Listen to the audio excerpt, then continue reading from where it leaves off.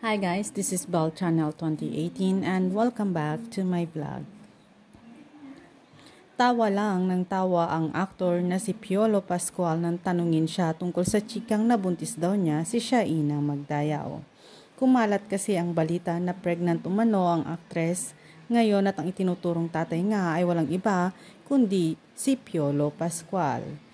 Kahapon sa press ko ng award-winning actor para sa concert niyang An Ultimate Night with Piolo na gaganapin ng October 30 sa Newport Resort World, sinagot nga ni Piolo ang nakakalokang chika about him and Shaina. Diretsahan naman na tinanong si PJ kung ano ang naging reaction niya nang biglang mapabalitang nabuntis daw niya si Shaina. Super laugh lang ang binata sa chika at pabiro rin niyang sinagot ang question kung ano ang naging reaction niya sa kumalat at nag-viral na chismis. Siyempre, ang daming nagtatawag sa akin. Sabi ko, di ko kayo nasabihan, sinisikret talaga namin, ha ha ha. Know for yourself, diba? Buti pa kayo alam, ang tawa pa rin ng tawang say ni Piolo Pascual.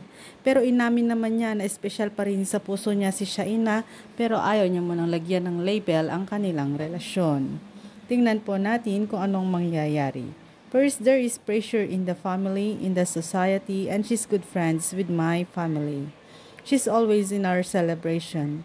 Let's see, it's just for now, I'm really busy and it's just something I don't have any time for. So I don't wanna be unfair, ang sagot ni Piolo. Samantala, ngayong gabi na magaganap ang inaabangang Ultimate Night with Piolo sa Newport Performing Arts Theater ng Newport World Resort sa Pasay City. This is produced by Cornerstone Entertainment and directed by Johnny Manahan.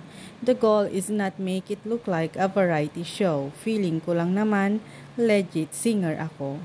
Pagbigyan nyo na ako, ha ha ha, ang chika pa ni Papa P sa kanyang press con kahapon sa Kao Manila Restaurant sa Newport Mall. I have a 9-piece band, I have a horn section, I have a full band and a backup. I was in the studio, iniikot ko yung rehearsal area.